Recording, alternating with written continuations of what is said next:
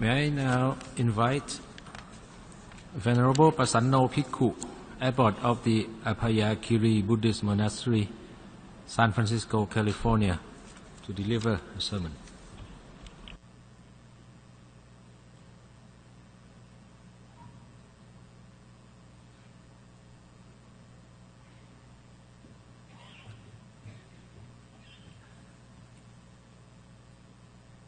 Namo tassa bhagavato arahato samma sambuddhassa. Homage to the Blessed, Noble, and Perfectly Enlightened One. I extend my good wishes to the Venerable Sangha who have come here, all the monastics, the members of the diplomatic community, and the laymen, laywomen who are here today, ladies and gentlemen. Today being Visakha Puja Day, we're reflecting and remembering the life of the Buddha and the story of the Buddha. Our life as human beings is determined by the stories that we tell ourselves.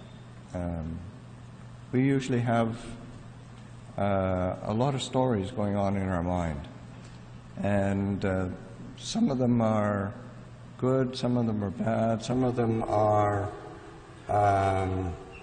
just dragging and dredging up the past. Some of them are worrying about the future. Some of them are obsessing in the present. But the story of the Buddha is the story of one who is awake or who has awakened.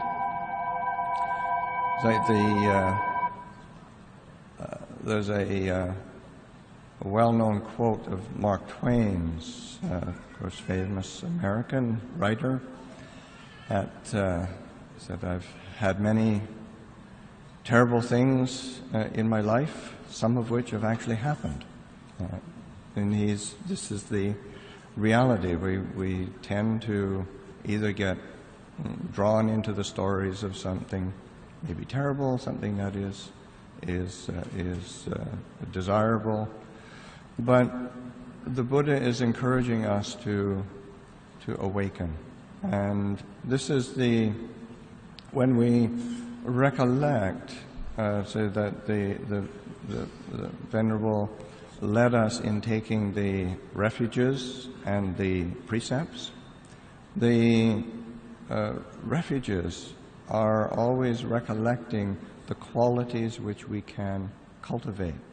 It's not so much recollecting somebody in history, but it's recollecting what is possible for us, so that the qualities of the Buddha, when we take as refuge of wisdom, compassion, purity, these are qualities which we have the opportunity to cultivate and to embody. And that's what we are required to do, or are encouraged to do, in our taking of refuge, because the reality is we're taking refuge in many things. In our mind, we take refuge in our cameras. We take refuge in our distractions. We take refuge in all sorts of things. But to take refuge in being awake is the opportunity that we have as Buddhists. And this is what allows us to lay a foundation for the virtuous qualities that are intrinsic to the Buddhist teachings. And many people have spoken already of the emphasis on peace, on the emphasis on compassion, on the emphasis of harmony, and these are qualities which, of course, are worthy qualities to be recollecting. But we need to learn how to train within that and to take that as a refuge. It's like in the chant that we did of the Buddha's words on loving kindness. It's very interesting that in that chant, there is this wishing in gladness and in safety, may all beings be happy. It's a very noble wish. But the first third of that chant is giving us instructions on what we should be doing. We should be peaceful and calm, wise and skillful. We should be humble, not conceited. We should be contented and not easily and easily satisfied. These are qualities we need to be cultivating, so that as Buddhists we have this opportunity and to be reflecting on the teachings, to be able to put the teachings into practice. When we reflect on the teachings, the most common teaching, if you ask most Buddhists what is the central teaching of the Lord Buddha, they will say the Four Noble Truths. And Four Noble Truths are generally delineated as the noble truth of suffering, noble truth of cause of suffering, noble truth of cessation of suffering, noble truth of the path leading to cessation of suffering. And what grabs people's attention, usually, particularly in the West, but also even in modern Asian cultures, is saying, "Oh, suffering. I don't really want to know about that." But the word that it comes from, dukkha, it has many nuances, and it's just the reality of the human condition that there is this experience of discontent, dissatisfaction, dis-ease, but also that is it's more of like a pointing to something that we need to resolve. We need to understand it. We need to know it so clearly that we can really be motivated to free ourselves, that we can be motivated to wake up. And sometimes one recoils a bit of this message of thinking that the message is about suffering, but it's like the Buddha and one of the images that the Buddha himself gives is that he's a doctor. And so, if you went to a doctor and the doctor asks you, where does it hurt? Where are you feeling discomfort and pain?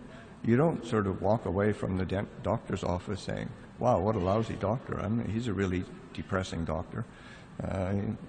It's an analysis of the human condition and paying attention to what is it that is going to help motivate us. So there is this truth of dukkha that the Buddha is pointing to. And of course, that might be a bit difficult to look at, but it's important to recollect that the path that the Buddha gives to train in, to cultivate, is one of happiness.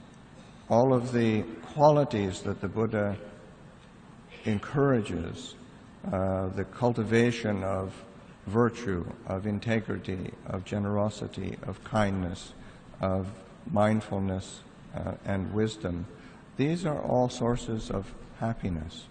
But it's important to not try to grasp after that without resolving and creating a good understanding. Because it's the understanding of dukkha that allows us to be really empathetic and compassionate, to be sensitive and clear to the human condition. And for the human condition to really live in peace and in harmony, it requires an ability to tune in and to feel what others experience, feel what we ourselves experience, and to motivate ourselves to this cultivation. So that on Visakha Puja Day, this is a wonderful occasion being held here at this auspicious place and on this auspicious occasion. And it's hopefully it is a reminder for all of us as Buddhists to put the teachings into practice and to live those teachings. Thank you.